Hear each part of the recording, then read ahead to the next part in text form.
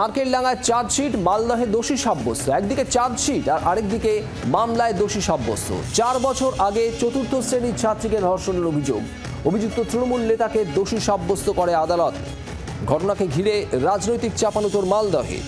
4 বছর আগে চতুর্থ শ্রেণীর ছাত্রীকে ধর্ষণের অভিযোগ মালদায়।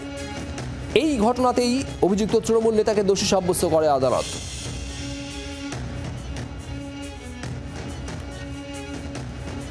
রণজয় সিংহ আমাদের প্রতিনিধি রয়েছেন আমাদের সঙ্গে। রণজয়, 4 বছর আগের ঘটনা, তৃণমূল নেতাকে আদালত দোষী সাব্যস্ত করেছে, ঠিক কি বলা হলো আদালতে? 2021 সালের নির্বাচন পরবর্তী হিংসার মধ্যে এই মামলাটি যুক্ত হয়েছিল এবং সিবিআই এই ঘটনার তদন্ত করছিল এবং সিবিআই তদন্তকালীন এই মামলার যখন মালদা আদালতে ওঠে সেখানে আইনজীবীরা এই বিষয় নিয়ে সওয়াল করেন এবং গতকালকে যে সাজা ঘোষণা করা হয়েছে, গতকালকে এই অভিযুক্ত তৃণমূল নেতা যিনি প্রাক্তন এলাকার প্রাথমিক শিক্ষক রয়েছেন একটি স্কুলের এবং চতুর্থ শ্রেণীর একটি নাবালিকার সঙ্গে নির্যাতন করেছেন এমনটাই কিন্তু অভিযোগ ছিল এবং সেই ঘটনা তদন্ত করতে গিয়ে আইনজীবীরা সওয়াল করেন যে নির্বাচন পরবর্তী যে হিংসার ঘটনা তার মধ্যে এটি যুক্ত রয়েছেন এবং এই ঘটনার সঙ্গে যে সকল 22 জনের সাক্ষ্য নেওয়া হয়েছে এবং 22 জনের সাক্ষ্যে প্রমাণিত হয় যে এই যুবক, এই স্কুল মাস্টার প্রাথমিক শিক্ষক রফিকুল ইসলাম তিনি ঘটনার সঙ্গে যুক্ত এবং তার ফলে কিন্তু তাকে দোষী সাব্যস্ত করা হয়েছে এবং আগামী দিনে তাকে সাজা ঘোষণা করা হবে এমনটা কিন্তু জানানো হয়েছে এবং সেটি আগামীকাল হবে এমনটা জানা গেছে। কিন্তু এই ঘটনার সঙ্গে মূলত নাবালিকার ধর্ষণের কাণ্ডে এই অভিযুক্ত রয়েছেন তৃণমূল নেতা এবং প্রাক্তন প্রাথমিক শিক্ষক দোষী সাব্যস্ত করেছে আদালতে তৃণমূল নেতাকে। এরপর সাজা ঘোষণা হবে। রণজয়, তুমি নজর রাখো।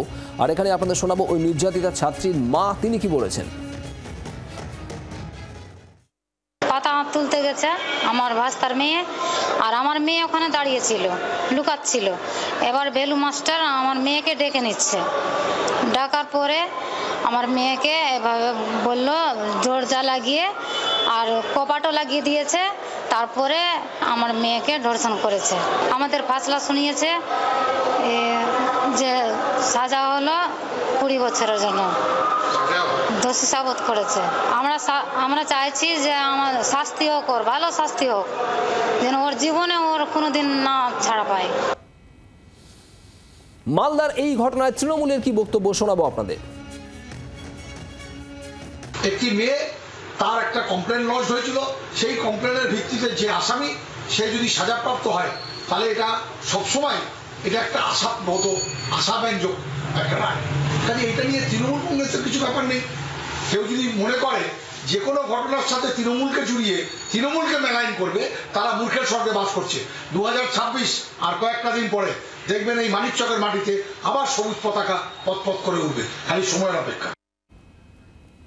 ঘটনার সঙ্গে তৃণমূলের কোনো যোগ নেই দাবি তৃণমূল নেতৃত্বের। আর এখানেই বিজেপির বক্তব্যও শোনাবো আপনাদের। পশ্চিমবঙ্গের পুলিশের উপরে যে মানুষের যে অনাস্থা, সেটা আবার আজকে প্রমাণ হলো এবং প্রকট হলো।